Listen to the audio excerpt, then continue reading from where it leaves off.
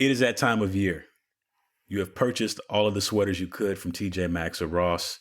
You're waiting for those leaves to change colors right now so you can book those photo shoots with you and your family. Fall time is upon us, ladies and gentlemen. Things start to transition right now. Blake, Courtney, how do you feel around this time of year? How is that transition time like for you, going from summer into the highly anticipated fall season, which is my favorite season of the year, by the way. But what's it like for you guys as you transition? I think the biggest football for me is football. When I'm football and football. Are you ready for some fall football? Yes, I am. I'm a Bears fan, and I am ready to get hurt. Can't wait to get hurt again. It's going to be excellent. You're a glutton for punishment. Yep. There we go. Yeah. I feel like right now, like when we're recording this episode, the way that I feel about fall is I wake up really excited because in the air in the morning, there's just that slight chill. Oh, that crisp. Yeah. But then I get really mad because by like 9 o'clock, it's blazing hot again. I'm like, no, 90s, we're supposed to be like kind of, we're like the hope is there and like people are already talking pumpkin spice latte, but the weather here in Nashville it's not getting there for me. So right now it's a lot of like excitement, but no, like it's not actually happening for me right now. Yeah. Right. Well, part of it is you're wearing this huge scarf, the whole time. That's not helping you. Your huge autumn scarf. Yeah. Your fashion scarf. Maybe ditch that a little bit. I will say kind of with like New Year's, you have that natural like fresh start effect that happens. I do feel like this time of year also has that, maybe not to the same extent, but has a little bit of that built in where a lot of us are thinking about schedules and structure. And even if you don't have kids and you're not thinking about it from school, you still have that transition of, I think in most companies, a lot of people are on vacation. It's just a different vibe in most companies during the summer than it is in the fall. You're kind of, a lot of people are moving into the end of your fiscal year. And so like it's game time now. And so I do think there is, a little bit of that fresh start effect that can happen right now, which it's like the same when you come from vacation. You're like, I'm actually kind of ready to get back to a routine. I think this time of year has that same thing. Like, yeah, I'm looking for a little more structure than I've had the last couple months.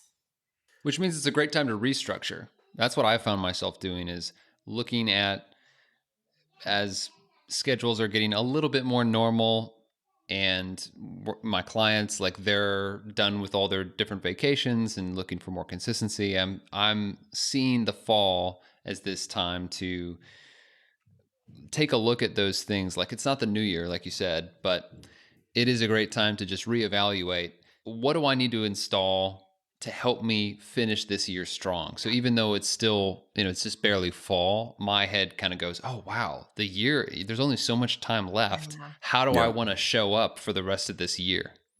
Well, the gang's all here. So we're going to be talking about 3 rhythms to keep you grounded as you get back into the spring of fall. Cue the pumpkin spice latte theme song.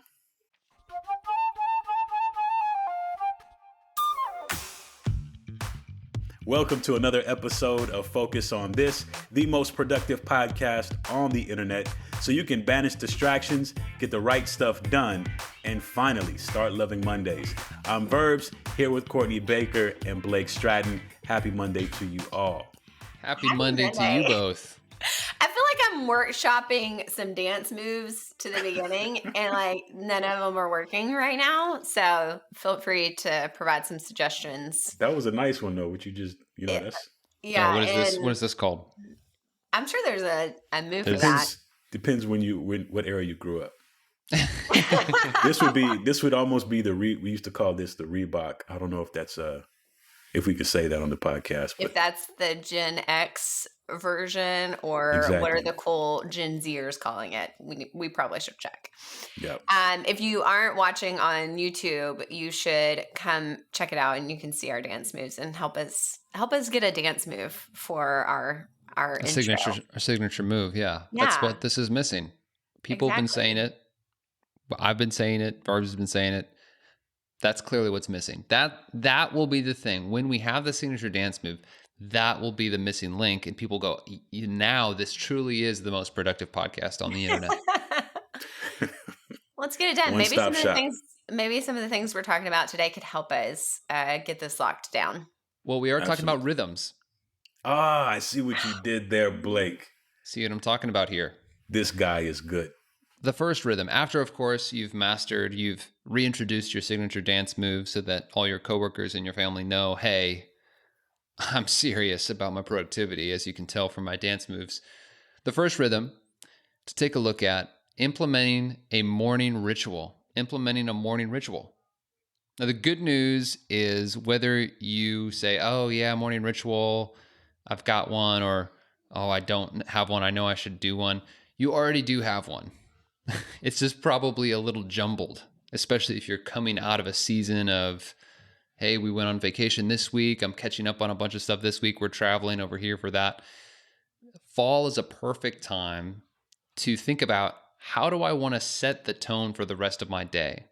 You already have a morning ritual because you get up and you probably do 80% of what you do is the same every morning. The question is simply this: is it preparing you the way that you want to be prepared for your day? Is it setting you up for the kind of day that you want to have? So this is a great time to do it. Courtney, Verbs, what do your morning rituals look like? How do you make them work for you? Well, one thing that I like to think about when I'm evaluating my morning ritual is, what were the things that I was doing when I was hitting my daily big three the most consistently? And so I look at, okay, what were the things that I was doing as part of my morning ritual? And there are some things that it's like, oh man, it's hard to get to do that piece of the ritual, but Mm-hmm. the outcome of it is worth it, And so those are the type of things that I think about. I'm not even giving you examples because I think that's different for everybody, whether or not it's working out or it's meditation, it's taking a walk. What are those things that in those seasons that you were the most successful at hitting your daily big three were happening, and add those in your morning ritual. That seems to work really well for me. Verbs, what's a tweak that you've made to your morning ritual to make it work better for you? Yes. I think obviously one of the most significant changes that comes about going from summer to fall is it's the darkness when you're waking up, and the earliness of when the darkness hits. So I think we were talking about this right before we pressed record with Nick, that you have to look at your exercise times differently. One, because as you're adjusting to that new season of fall coming in, your body, you wake up in the morning and it's still dark, and then you feel like, so you feel a little bit more of that resistance to maybe pop back up and get into the morning, and then, work out, do your coffee ritual and routine and all that. So it's reconfiguring maybe some of those ritual items, like a working out, maybe pushing that to the evening time, but still making sure I'm getting it in. And then how can I maximize on my morning? And, because that for us, that comes with getting kids up and all that good stuff. So it's just those fine tunings of, if I need to move something to another segment of the day, like an exercise routine, just making sure I'm doing that as the fall draws nigh.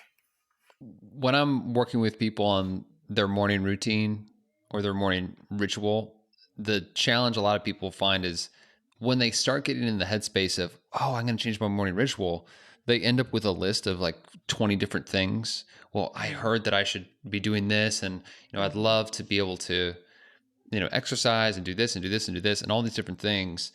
And one way, if you feel overwhelmed by that prospect, or if you've tried that and then it doesn't last, is to recognize you're essentially, like one of my clients said, oh, I'm trying to do this and this. And I said, you realize you're trying to install 7 habits at one time, Yeah. like cold. It's not going to work out super well. Mhm. And that's not because you aren't good at having a ritual. It's just because that's the nature of installing habits. So think Right. about it in terms of, how do I feel now when I'm entering into my workday? And what is one thing I could tweak about my current ritual or my current routine that would help me feel even 10% better? And this simple approach to make that tweak and install that, I think, is super helpful. Yeah, I think especially for folks that are listening, I don't know why I keep saying folks all the time. I'm like, what is the deal with that? Because you're from Nashville. Hey, folks, when you're folks. productive and you got your morning ritual with your planner, your folks are gathering around and they're carrying the banner like Newsies from 1990s. That's the theme for today. Christian Bale was scary in the new Thor movie, too. He was scary. What in the world? I don't know where Wow. that came from, guys. That was But I had a amazing. song in my heart and I had to get it out. Thank you for that. I do think for people that are new to using the planner, like you've never really thought about, a morning ritual, don't start simple. Just simple, simple, simple. Just really even start with what you're doing now and write it down and go from there. Guys, I hope that this makes the cut because Verbs and Blake are losing their minds right now. And normally it's me, okay? I want the record to show, and Nick, they're all losing it. I am the one not cracking up right now. Oh my gosh. I'm not sure what it is. I don't know why that's so funny. It was the randomness of it, but it was a whole song. I also think Courtney is sort of ignoring it was part of just like, okay, I guess that didn't happen. Okay. It was an entire song. That wasn't like a line or two. That was. Then I was like, this is the Fall Harvest theme song right now. That was the. That was the pumpkin spice. Oh.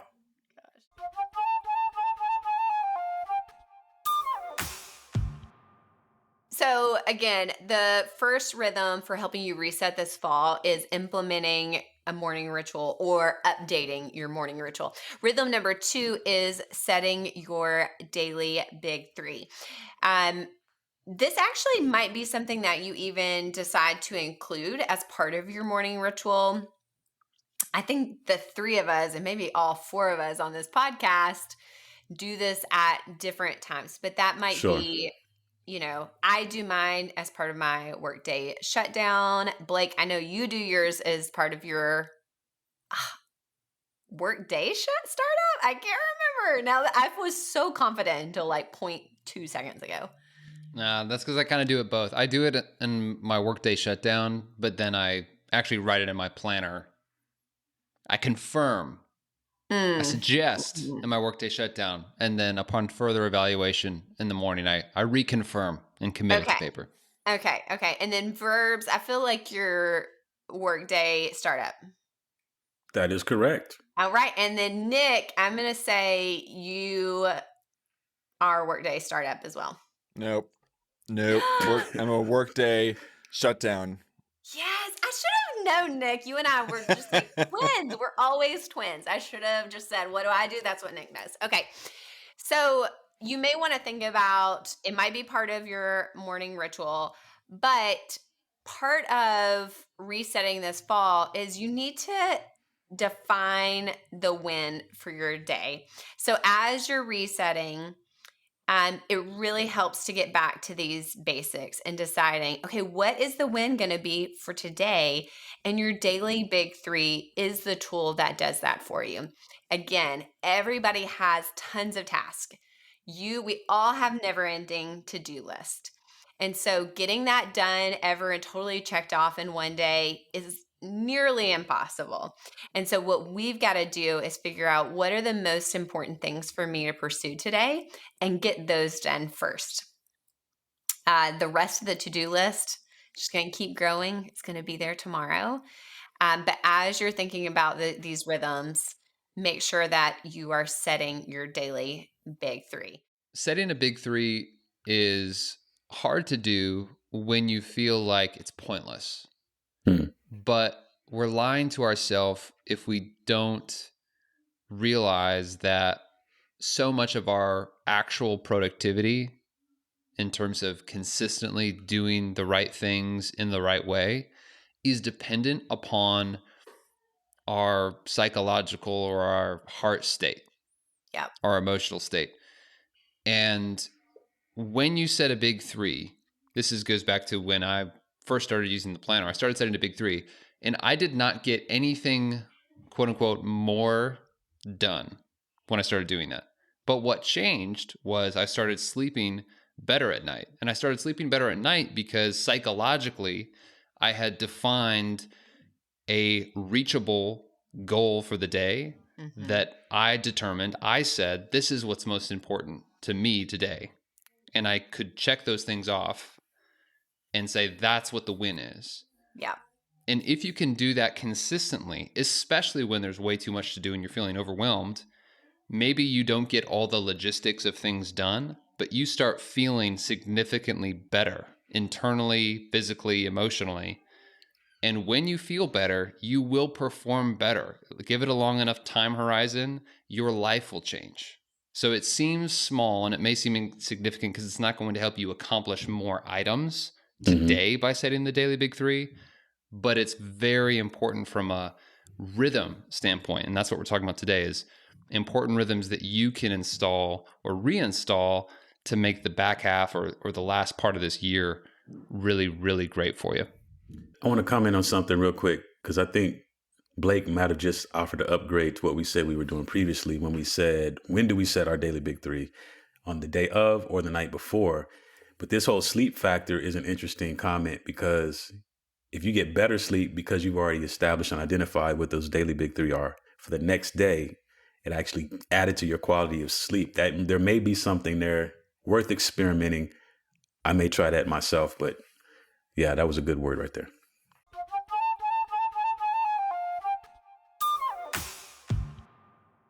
So moving to rhythm number 3, completing your weekly preview. Again, better known on this show as the secret sauce. Now, your weekly preview is for your week, what your morning ritual is for your day. So it really helps you get oriented to what's ahead. It helps you kind of look back at what you might not have finished or might not have completed the week before and lets you know where can I place these things to make sure they are done, as well as the newer tasks or projects that you have for the upcoming week. So we often talk about getting into the habit of doing it the same time every week. There's a highly hot debated issue on whether or not you should do it on the Friday or the Sunday or the Monday. I forget where we all land. I'm a Sunday guy myself. Courtney, Blake, where do you find it the most beneficial? I really like to do it Saturday night. I just say, hey, all my friends, my wife, I'm like, listen, let's all grab our planners. Order Domino's, get those planners, and let's knock this out. I have no friends. So Sunday afternoon is what I do. But I have a lot of respect. One of my clients does Friday afternoon, which is perfect because his main challenge was I keep taking work home or I'm struggling to unplug on my Saturdays to be fully in, off work mode. Sure. And therefore doing it just like setting your daily big three in your workday shutdown. It's that same principle. If you do your weekly preview before you hit your weekend, you can actually have permission to be like, oh yeah, listen, that work week is done and I know what's coming next week. I'm free to be on Saturday and hang out with Blake, call him because he has no friends. Full disclosure. It's because you do your weekly preview on Saturday. I actually tested this myself recently and tried it on Friday afternoons. And I got to say, it is pretty awesome. The problem is for me, I run into that time gets sucked up into other things like closing out the week on other projects. But when I was able to do it, it's really great because it does allow a lot of freedom in the weekend. You're like, I've already got that all cleared away. The one part that was missing for me, if you're considering this, was just syncing with my husband. For me, it's really helpful to make sure we're in alignment on the week ahead. And so, it might be something to test out. All of these things are really, these rhythms need to work for you. And so try it out, test it on a Friday, see if it works, try it on Sunday. Same with, what we've talked about with setting your daily big three. These rhythms are just tools for you to work for you, to set up this fall for you to be successful. And I think there's a variety of ways that they can work to yield success for you. We try to avoid doing it on Wednesdays at all costs. It's not that helpful at that point. That is true, but I will say, because I think I've admitted this on the podcast before, but I missed a weekly preview one time. Actually, more than one time. What was that like? I've never Get out. I've never done that. You're fired. You once missed a weekly preview? Yeah, I did. Yeah, it happened, y'all. And I was really, truly, really kind of floundering. It's more than once, okay. But I think once I get to the middle of the week, in retrospect, in my after action review, I've been like, I just need to stop and do it. Do the weekly preview, even if it's Wednesday, and just get back in realignment for the rest of the week. Why sacrifice the whole thing just because I'm in the middle of the week? So that actually, I think, is a valuable takeaway, in those times where you don't do it exactly the way that you were intending to do it. It's still a valuable tool, even if we tease you for it. No planner shaming at all. That's right. Plus, you paid for those pages, so you want to write something on that weekly preview. True story. Yeah. Get some All permanent right. ink on there. Am I frozen to anybody else, or does it just look frozen to me? Just you. Oh, okay. Well, that's fine. Do you want to sing another song for us? No. Well, when you're frozen in the camera and you can't go, frozen in the camera and you can't go, you can blink or smile, nobody cares, it'll be a while till you get the move. All right. Kind of floundered at the end, but all right. Nick hates his life right now. We need to go to the next episode as soon as Okay, possible. next steps. Let's do this. The dance, the melody. You couldn't even see how quickly you were moving on your own screen. I can't see myself. What if I did? Oh, here you go. I'll clip. Nope. I'm still frozen.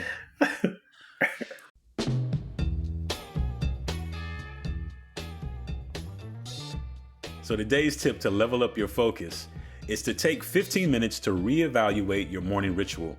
Ask what's working, what's not working, then adjust accordingly. Thanks for joining us on Focus on This. This is the most productive podcast on the internet, so make sure you share it with your friends. And don't forget to join us in the Full Focus Planner community on Facebook. We will be back here next Monday with another great episode. Until then, Stay focused. stay focused, Stay focused, folks. folks.